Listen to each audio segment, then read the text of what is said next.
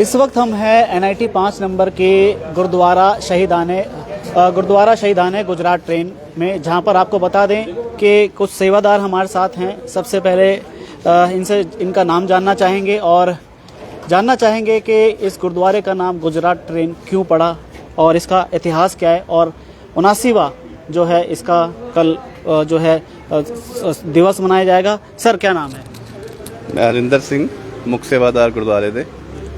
गुरुद्वारे का शहीदाने गुजरात ट्रेन है 12 जनवरी 1948 को पाकिस्तान से एक ट्रेन चली थी, जिसमें वंड के टाइम पे कुछ लोग उधर और कुछ लोग इधर आए। तो उस ट्रेन के अंदर बहुत निर्दोष लोगों का कत्लेआम हुआ। ट्रेन को बुरी तरीके से जख्मी और काट दिया गया। बहुत लोगों को शहादत हुई उस ट्रेन के अंदर। उनकी याद में गुरुद्वारा साहब स्थापित किया गया है और हर साल यहाँ पे उनकी याद में प्रोग्राम किया जाता है, जिसमें बड़ी दूर दूर से संगत आती है, अपने बुजुर्गों की याद में आती है, जो यहाँ से शहीद हुए थे उस ट्रेन में, उनकी याद में आती है। ये हर साल प्रोग्राम होता है जी। तो कल कहाँ से लोग आने वाले हैं? जैसा आपने बताया दूर दूर से लोग आते हैं जो उस ट्रेन में जो है शहीद हुए थे। फरीदाबाद से बहुत संगत होती है, कानपुर देहरादून से भी कई संगत आती हैं बहुत। उनकी याद में, उनके बुजुर्ग थे तो उनकी याद में आती है। आज भी उस वक्त को याद किया जाए जिस वक्त इस तरह का काम हुआ था, और कितना मन जो है कुंठित हो जाता है। ये बड़ा दुख का काम हुआ था कि निर्दोष लोगों को, जिनके पास कोई अपनी सेल्फ डिफेंस के लिए कुछ भी हथियार नहीं थे, कुछ भी नहीं था, और जिनको पता भी नहीं था हमारे साथ क्या होने वाला है, उनके साथ ऐसे कत्लेआम हो जाना बहुत गलत काम हुआ था। और आज भी हम सोचते हैं और विचारते हैं इस बारे में, तो बड़ा ही दुख होता है कि बड़ा गलत हुआ। कल के दिन की जो है रूपरेखा क्या रही? किस तरह से शुरुआत होगी? सुबह से ही सुबह तक चलेगा? कितना ड्यूरेशन रहेगा कार्यक्रम का? प्रोग्राम चलेगा 11 से लेके 2 बजे तक चलेगा, जिसमें बाहर से रागी जत्थे आएंगे, कीर्तन करेंगे और बिछड़ी हुई रूहें जो हैं उनकी आत्मा की शांति के लिए गुरु साहब से अरदास करी जाएगी। आप क्या कहना चाहेंगे फरीदाबाद के लोगों को? आए, उनको श्रद्धांजलि दें जो ये चले गए हैं, और गुरु घर का कीर्तन सुने, तो उनकी याद में उनको आशीषें दें, उनकी याद में आए। और भी लोग हैं, जानना चाहेंगे। सारे कमेटी के सदस्य हैं। क्या नाम है? प्रभजीत सिंह। तो क्या कहना चाहेंगे? बस यही कहना चाहेंगे कि सारी संगत मिलके अरदास करे और इस प्रोग्राम में शामिल हो। आपको भी कुछ इतिहास के बारे में पता होगा, कुछ ऐसी कहानियाँ पता होंगी उस वक्त की, कोई एक इंडिविजुअल कहानी ऐसे बता सकेंगे? हमसे ज़्यादा जो हमारे बड़े हैं ना, ये ज़्यादा अच्छे से बता पाएंगे आपको, जो क्लियरिटी के साथ। और भी यहाँ पर तमाम सदस्य हैं सीनियर जी। थोड़ा सा इधर आ जाइए। सत श्री अकाल। क्या नाम है? राजीव। क्या कहना चाहेंगे? हमारे अड़ोस पड़ोस वाले सब जितने हैं, उनके घर से कोई ना कोई इस शहादत में शामिल था। सबका मन इस डेट पे आके इस कदर दुखी होता है जिसका बयान नहीं किया जा सकता। हम यही कहते हैं कि सब लोग आएं, उनको श्रद्धांजलि दें, घर वालों को आगे हिम्मत बनाए रखें, भगवान सबकी आत्मा को शांति दें। युवा भी हैं, युवा पीढ़ी है। क्या नाम है आपका? जी, मेरा नाम हर्ष है। जी, आप भी इधर सेवा करते हैं? हाँ जी, बिल्कुल। आपको भी, क्योंकि आपके बड़े बुजुर्ग रहे होंगे, जब उनको पता होगा, आपको क्या पता है इसके बारे में? जी, हमें ये पता है कि जब पाकिस्तान से भारत की तरफ ट्रेन आ रही थी, तो ट्रेन को रोक दिया गया मुसलमानों के द्वारा। उस ट्रेन को रोक के हिंदू और सिख दोनों परिवार थे, काफ़ी परिवार थे, उनको शहीदी दी गई। तो बहुत दुख होता है यही सुन के कि ऐसा क्यों किया गया। तो हम इसी 10, 11, 12 जनवरी को सारे इकट्ठे होके उनकी याद में बैठते हैं, गुरबाणी से जुड़ते हैं, संगत कीर्तन करती है, उसके बाद लंगर प्रसाद होता है। तो इसी तरह यही शहीदी दिन मनाए जाते हैं।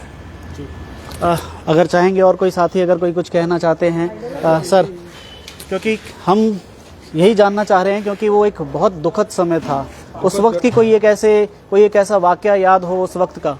क्योंकि हम तो आजकल के जो जनरेशन है, हम तो सिर्फ दुख दर्दना कह सकते हैं, पर जिन्होंने उस पे उनके साथ हुआ, उनके जो वहाँ से जो बच के जो आए लोग, हिंदू सुख जो आए, उन्होंने जब आके यहाँ उन्होंने जो ये गुरुद्वारा स्थापित किया तो ये उनकी याद में है, क्योंकि जो उस वक्त का दुख वो ही दिखा सकते हैं, वो ही बता सकते हैं। हम तो सिर्फ ये है कि उनको श्रद्धांजलि दे सकते हैं, उनको ये कर सकते हैं, चलो उनका नमन कर सकते हैं भाई हाँ उनकी याद में परमात्मा उनकी आत्मा को शांति दे, हम आगमन से बचाएं, अपने चरणों में निवास मान दें। 80 साल पहले जब ये गुरुद्वारा जब ये स्थापित किया गया था यहाँ पर गुरुद्वारा घर, तो क्या हालात थे उस वक्त?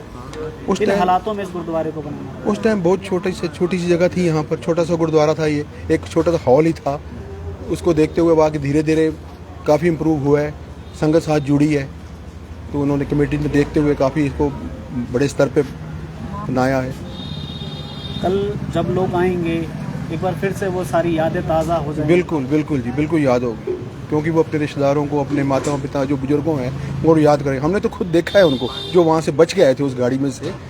किसी यहाँ पर हमारे तारा सिंह जी हैं, उनके फादर साहब थे, हमने खुद देखा है, उनकी एक बाजू कटी हुई थी। ऐसे ही और भी लोग थे जिनका कोई जो बिल्कुल नहीं आ सके, कुछ बच के जो आए जो नहीं आ सके, उनके भी रिश्तेदार हर साल आते हैं। उनकी याद में ये जो सारा 10, 11, 12 प्रोग्राम चलता है, उसी को कीर्तन दरबार होता है, उसमें देखते हुए सब कुछ ये किया जाता है। और भी सेवादार हैं, जानना चाहेंगे क्या नाम है आपका? मेरा नाम सुनील है। जी सुनील जी, आपके जहन में कोई ऐसी, क्योंकि आपके बड़े बुजुर्गों ने कोई आपको बताया हो उसके बारे में? देखिए, बताया तो हम वैसे तो बहुत छोटे होते ही गुरुद्वारे से जुड़े हैं, और जैसा हमें बताया कि भाई जो पाकिस्तान से जो डिवाइडेशन या विभाजन हुआ था, जब भारत पाकिस्तान का, और जो लोग यहाँ पे आए, और जैसा कि अब सबने बताया, बाकी सेवादारों ने भी इस चीज़ को बखान किया है कि जो गुजरात से ट्रेन वहाँ से आई और बीच में रोका गया, और उसमें काफ़ी सारे लोगों को मतलब जो मारा गया और शहीद किया गया उनको, और जो बाकी बचे तो हमारे जो एंसेस्टर, जो हमारे जो पूर्वज, जो बुजुर्ग हैं, उन्होंने यहाँ पे उस दुख को करने के लिए भगवान की एक शरण को करते हुए इस गुरुद्वारे की स्थापना की। और हर साल इसी 10, 11, 12 तारीख जो है दिनांक को वो शहीदी और सालाना याद उनको करके एक बहुत अच्छा कीर्तन दरबार समागम करा जाता है। लोग बढ़ चढ़ के यहाँ सेवा भी करते हैं। बहुत आवाज़ भी आज ऐसा लग रहा है कि काफ़ी आप जो है भावुक हो गए हैं, याद कर रहे हैं जिस तरह से जो है जुर्म ढाया गया था। देखिए, हमने तो जब तक हम तो नहीं थे, तो बाकी हमारे जैसे पापा या हमारे दादाजी या दादी जैसे बताते हैं, तो हमें तो वो सुने हैं, और फिर आगे जब से हम जुड़े तो हमने इसको इतिहास को हमने तो देखा है, गुरुद्वारा जब आगे से होता हो। तो बाकी ये चीज़ ज़रूर है कि हाँ, यहाँ पर बहुत वो चढ़ के जिनकी यादें हैं, जो आते हैं और यहाँ पे इसको मतलब शामिल होते हैं यहाँ पर, और कीर्तन दरबार में, और इस चीज़ को महसूस भी करते हैं। तो इसीलिए इसको बहुत उससे मनाया जाता है, जो समागम 3 दिन का, और साथ इस चीज़ के लिए, और कीर्तन दरबार लगते हैं।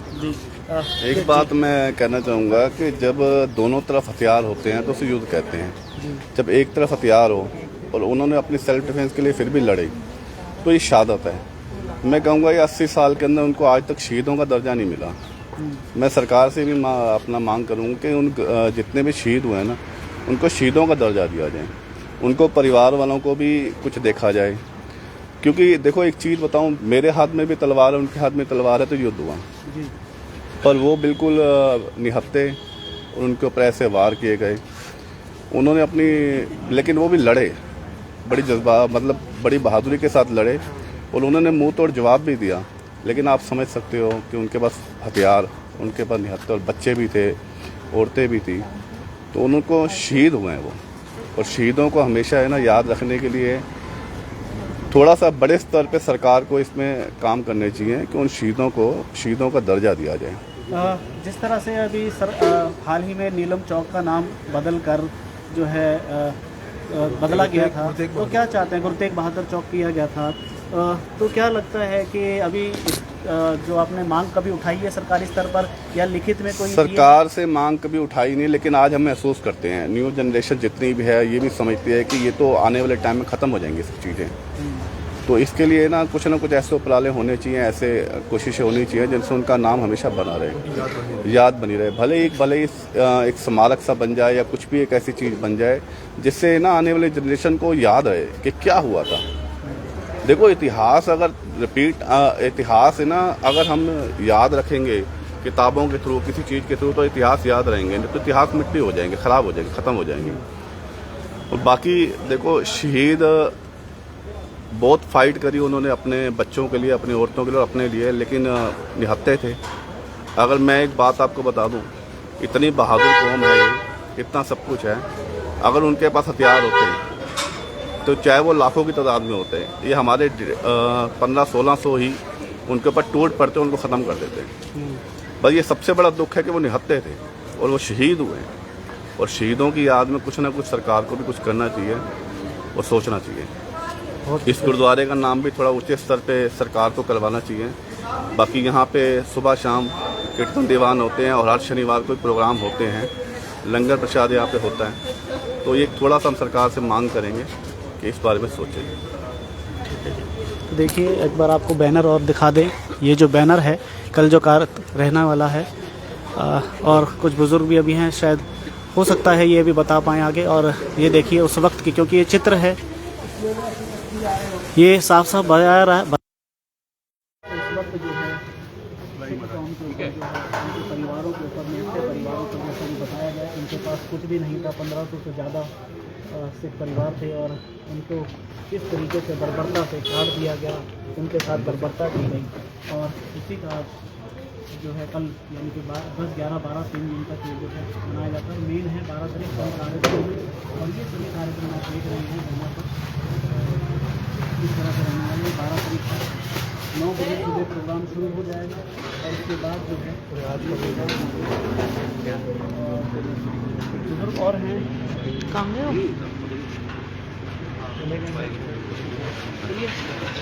सभी का धन्यवाद। कल का प्रोग्राम इन्होंने आपको बैनर पे बता ही दिया है। तो कल ज़्यादा से ज़्यादा संगत पहुँचे और उनके लिए हम प्रे करेंगे, अरदास करेंगे गुरु साहब। कितने बजे है ये? सब कल 11 बजे से लेकर 2 बजे तक प्रोग्राम है। उसके बाद गुरु साहब का लंगर भी है, लंगर भी होगा। तो कल ज़्यादा से ज़्यादा संगत पहुँचे, श्रद्धांजलि दी जाए, श्रद्धांजलि जो उनके परिवारों के साथ भी खड़े हैं। और मैंने जो अभी पहले ही बात बोली थी आपको कि उनको शहीदों का दर्जा है, वो शहीद हुए। ठीक है,